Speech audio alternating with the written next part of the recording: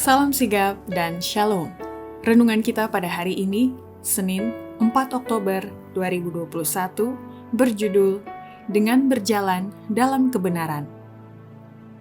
Ayat intinya terdapat di dalam 3 Yohanes 1 ayat 3. Sebab aku sangat bersuka cita ketika beberapa saudara datang dan memberi kesaksian tentang hidupmu dalam kebenaran, sebab memang engkau hidup dalam kebenaran. Pena Inspirasi menuliskan yang dimaksud dengan judul renungan kita pagi ini, dengan berjalan dalam kebenaran, sebagai petunjuk agar kita bisa tinggal di dalam Kristus adalah sebagai berikut. Pertama, tanda orang yang berjalan dalam kebenaran akan menghasilkan jiwa-jiwa yang telah diubahkan untuk menyediakan sumber daya yang sudah ada.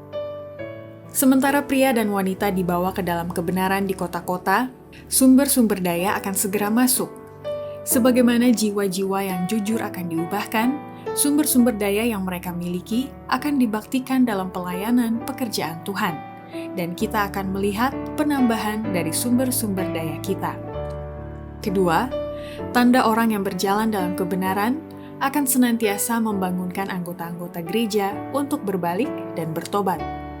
Sekarang Tuhan tidak bekerja membawa banyak jiwa ke dalam kebenaran, karena anggota-anggota gereja yang tidak pernah bertobat dan mereka yang pada suatu waktu bertobat tetapi telah murtad.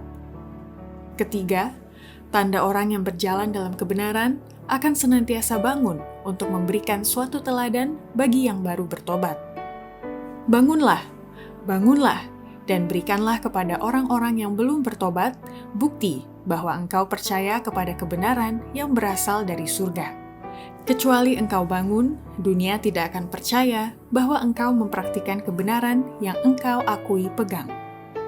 Keempat, tanda orang yang berjalan dalam kebenaran akan senantiasa tidak akan mau berkompromi. Kita tidak tunduk dan meminta maaf kepada dunia ini karena memberitahukan kebenaran kepada mereka. Kita harus menghindari ketertutupan.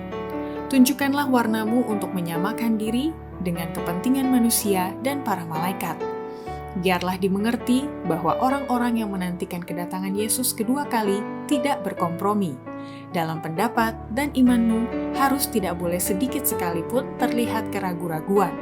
Dunia berhak mengetahui apa yang diharapkan dari kita. Kelima, tanda orang yang berjalan dalam kebenaran akan senantiasa menjauhkan sifat ketidaktulusan karena baginya ketidaktulusan itu adalah fatal. Tidak boleh ada sifat mendua hati, tidak boleh ada ketidakjujuran dalam hidup pekerja. Sementara kesalahan walaupun dilakukan dengan ketulusan adalah berbahaya kepada setiap orang. Ketidaktulusan dalam kebenaran adalah fatal. Demikianlah renungan kita pada hari ini, kiranya Tuhan memberkati kita semua.